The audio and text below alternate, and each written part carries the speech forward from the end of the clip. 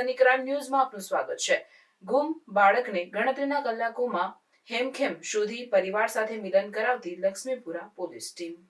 વડોદરા શહેરના police commissioner Narasimha Kumar સાહેબ તથા અધિક પોલીસ કમિશનર લીલા પાટીલ સાહેબ તથા મેઇન પોલીસ કમિશનર જેસી કોઠિયા સાહેબ ઝોન 1 તથા મદદનીશ પોલીસ કમિશનર બી ડિવિઝન આર.ડી. ખવા સાહેબના માર્ગદર્શન હેઠળ અત્રેના લક્ષ્મીપુરા પોલીસ સ્ટેશન ખાતે મંજુબેન દિલીપચંદ બહાદુર ખત્રી રહેવાસી 36-259 અંકુર એપાર્ટમેન્ટ સમતા વડોદરા શહેર નાઓ આવેલ અને તેઓએ જાણ કરેલ કે મારો દીકરો ઉંમર વર્ષ 16 નાનો આજરોજ સવારના ઘરેથી કોઈને કંઈ પણ કહ્યા વગર નીકળી ગયો છે. જે આધારે અત્રેના પોલીસ સ્ટેશનના પોલીસ ઇન્સ્પેક્ટર એમડી ચૌધરી નાઓએ સદર ગુમ થયેલ બાળકને શોધી કાઢવા ટીમને સૂચના તથા માર્ગદર્શન કરેલ હોય.